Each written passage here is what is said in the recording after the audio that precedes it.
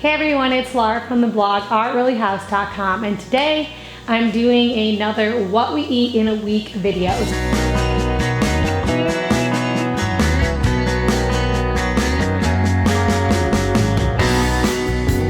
So last week I just took my camera around and filmed just all the different dinners that we had for the week. Now, I'm gonna tell you guys that we buy our beef in bulk. So I have a sister that has a cattle farm, and we get a whole or half, depending on how much we need at a time, steer at a time.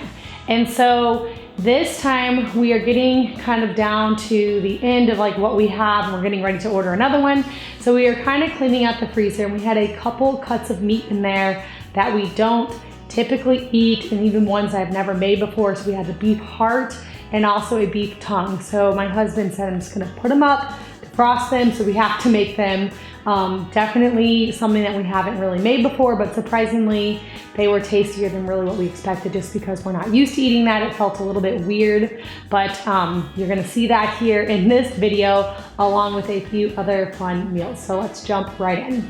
Okay, so on the first day, we barbecued outside. It was a beautiful day, and that morning, it was a Saturday, we went to the farmer's market, and the kids bought some corn, potatoes, because they had all different colors of potatoes. There was some purple, red, yellow potatoes, and then we also got some farm fresh pork bratwurst that were Hawaiian flavored, so it had some pineapple juice in it.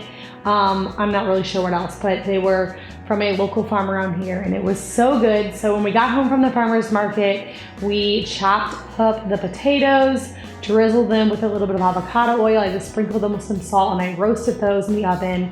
And while I was roasting those, my husband made the corn and the bratwurst outside in the barbecue pit. So the kids helped chuck the corn, we got everything on the pit, and then we just enjoyed this meal outside.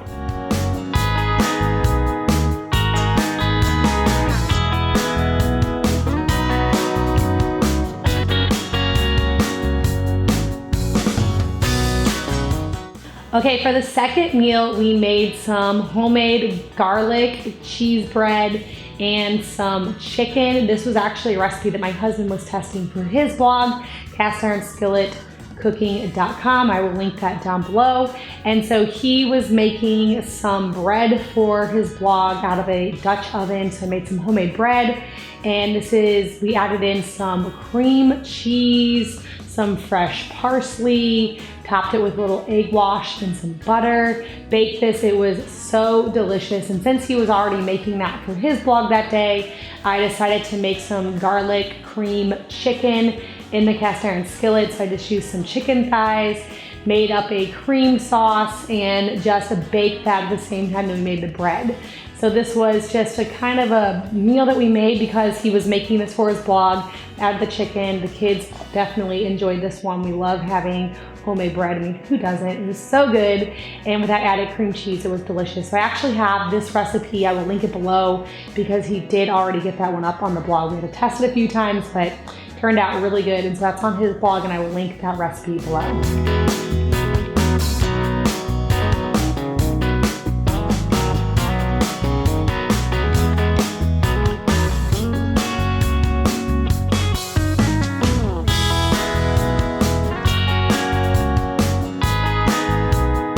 Okay, on the third day, this is when we made the beef heart. I was actually gone. I went to a Mennonite community nearby with my sister and a few friends to do some bulk grocery shopping.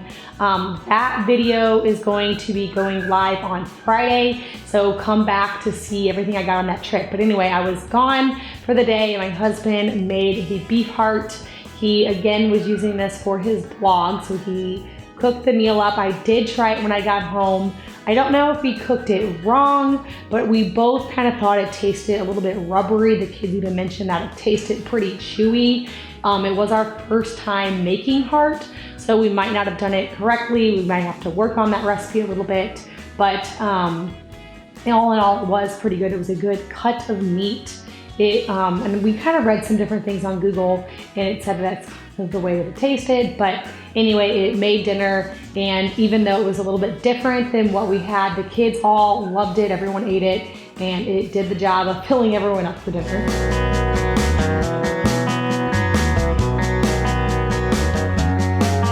On the 4th day, I made pork chop soup.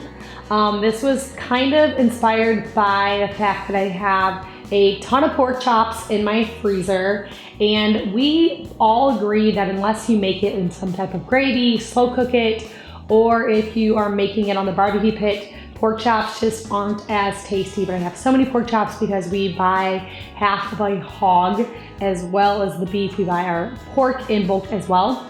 And so I decided just to make some soup, and that was also because I had a ton of broth in my freezer, and I tried to do different types of soups every week so nobody gets sick of them, but we still get that good healthy broth. And so I just pan seared this pork, added in lots of vegetables, and then just simmered it in some broth. It was actually super good. The kids loved it. I topped it with some fresh cheese and some parsley, and we enjoyed some soup with just some pork chop in it.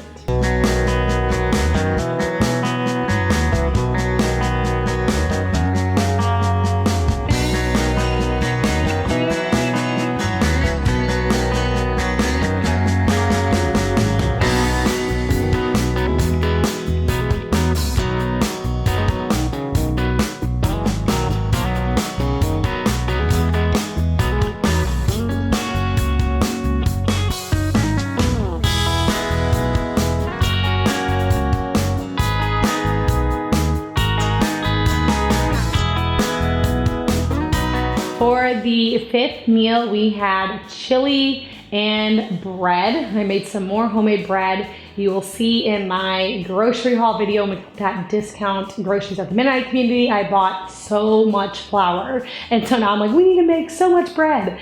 So I started the bread the night before. I'm just making a traditional whole wheat sourdough bread. I have this recipe on my blog, so I will link that below for you. But I just got that going the night before so it could be nice and fermented. And then I continued the next day by just kneading it, separating it into 2 loaves, and we baked that. Now, while my bread was baking, I made some chili. I used some pork sausage for the meat. That just adds so much flavor. You could do half pork sausage, half beef if you want. I just did all pork sausage, added in some fresh green peppers from my sister's garden, some onions. We had some fresh tomatoes, and then also just some canned organic black beans. I made this all in the Dutch oven, just simmered it up, added in some fresh herbs and some spices, and this made a really delicious chili.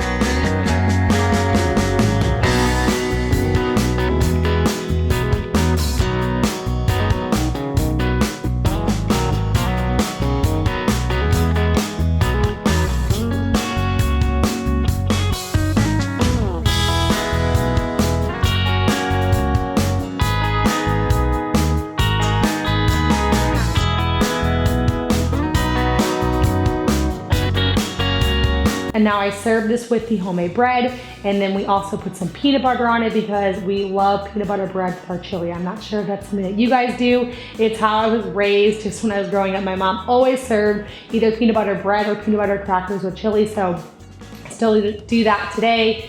We all just love it. It made a very nice meal. That was nice and cool that day. We're kind of in that season where we're getting some cooler mornings, and when it's just cool outside, I start thinking fall, chilies, homemade bread, soups, and so that's why I decided to make that on that day. On the 6th, for the 6th meal, this is the day that we decided to tackle that beef tongue. I actually made this. I looked up a few different recipes to get some ideas because, to be honest, I've never made a beef tongue before. So when I pulled the beef tongue out, it looked a little bit gross. My kids were like, I am not eating that. But I decided to slow cook it. A lot of recipes talk about slow cooking it to get it nice and tender. So I put the beef tongue in my crock pot, added a little bit of water, and just slow cooked it for several hours. And at the end of the day, when I removed it, I let it cool slightly. Then I removed the outer layer of the skin of the tongue.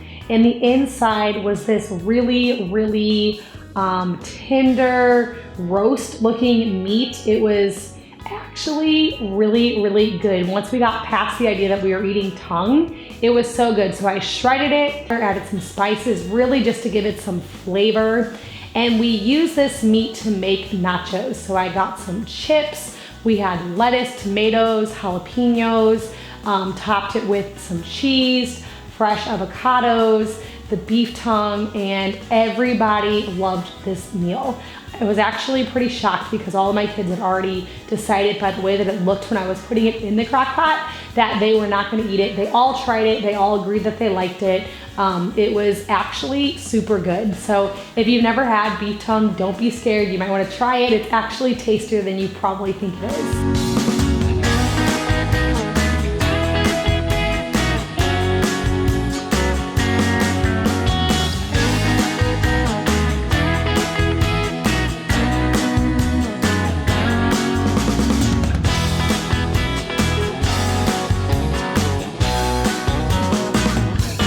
For the 7th meal, we had a whole chicken in roasted butternut squash. I also served this with some sauerkraut. So for the squash, I just chopped it up into small pieces, put it into a glass 9x13 pan, drizzled it with a little avocado oil, some salt. I also did some herbs like parsley and basil, some pepper, and I just put this in the oven. While the squash was baking, I also put in a whole chicken. So for my whole chicken, kind of the same thing, drizzling it with some avocado oil, some sprinkling with some spices, and then I just put both of these in the oven for about an hour.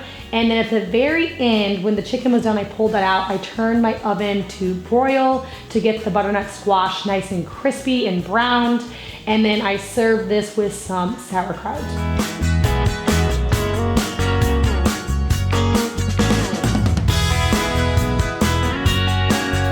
All right, guys, thank you so much for watching. I hope this gave you some good meal inspiration. I'm always looking for more meal ideas, especially now that we're going into fall. You're gonna be seeing, like I said, lots of chilies and soups and homemade breads. I just love cooking those types of comfort foods this time of year.